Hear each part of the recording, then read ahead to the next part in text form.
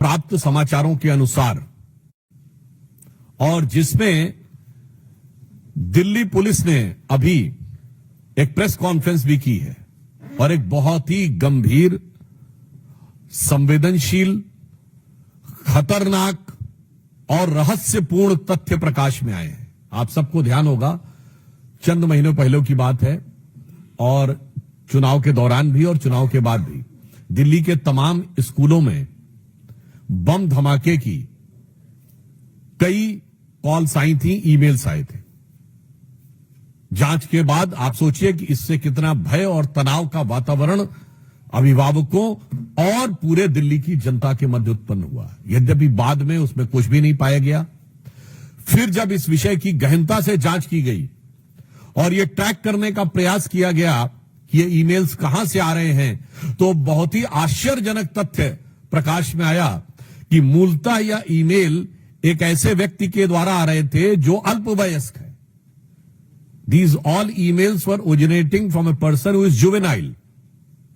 और आप समझिए, उसने कई 100 स्कूलों को इस प्रकार की फर्जी कॉल्स किए। इसके बाद जब जांच में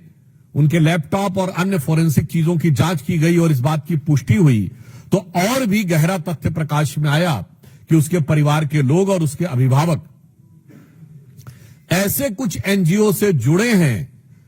जो कि इस प्रकार की गतिविधियों में पूर्व में संलिप्त रहे हैं, जिन्होंने अफजल गुरु की फांसी का विरोध किया है और ऐसी तमाम गतिविधियां जो कानून व्यवस्था की दृष्टि से राष्ट्र की सुरक्षा के लिए घातक मानी जाती हैं, उन गतिविधियों के समर्थन की बात आई है। अब इससे गहराई इसलिए बढ़ रही है कि क्या कोई अल्पवयस्क बालक क्या अपने मन से कर रहा है? इसका मतलब उसे शिक्षा कैसी दी जा रही है? दूसरा, या वो सिर्फ मोहरा है और उसके पेरेंट्स और जो पीछे के एनजीओज हैं उनकी इसमें कोई भूमिका है ताकि दिल्ली की कानून व्यवस्था को बिगाड़ कर, दिल्ली के वातावरण को खराब करके, दिल्ली में भय का वातावरण उत्पन्न करके कोई राजनीतिक लाभ या अपनी राजनीतिक विचारधारा की पुष्टि की जा सके। अब जो समाचार उपलब्ध हैं, जो जानकारियां उपलब्ध हैं, उससे बहुत गहरा संदेह हो रहा है, क्योंकि हम सभी जानते हैं कि दिल्ली में आम आदमी पार्टी का बहुत गहरा संबंध न सिर्फ तमाम ऐसे अवांछित एनजीओ से रहा है और तमाम ऐसी गतिविधियों से रहा है जो अफजल गुरु की हैंगिंग और देश विरोधी तमाम गतिविधियों में लिप्त रहे हैं। आप सभी को ध्यान होगा कि फरवरी 2015 में जो टुकड़े टुकड़े होंगे का नारा लगा था, वो अफजल गुरु की बरसी के ऊपर था और जिसकी फाइल को महीनों तक आम आदमी पार्टी ने बचा के रखा था। इसलिए अब यह रहस्य गहरा रहा है कि वो एनजीओ कौन है, वो एनजीओ के लोग कौन हैं,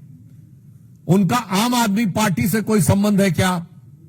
क्योंकि यह बात हम ऐसे हवा में नहीं कह रहे। आम आदमी पार्टी की मुख्यमंत्री आतिशी मरलेना जी के दोनों पेरेंट्स ने अफजल गुरु की क्लीमेंसी के पिटीशन का समर्थन किया था, तो यह बात सीधे संबंध जुड़ता हुआ दिखाई पड़ रहा है। यानी वहां के सर्वोच्च नेतृत्व के साथ, और उस जमाने में याद करिए वो सब लोग, प्रशांत भूषण, शांति भूषण, अन्य ने बहुत सारे लोग थे, आप बड़ी लंबी लिस्ट है, वो सब उस समय आम आदमी पार्टी के सदस्य थे। यानी आम आदमी पार्टी का एक संगठन के रूप में उनके साथ संबंध बहुत साफ दिखाई पड़ रहा था। तो अब ऐसी जानकारी लगती है और यह ऐसा ही गहरा संदेह आता है जो पुष्ट होता हुआ नजर आता है कि क्या इस चीज में आम आदमी पार्टी का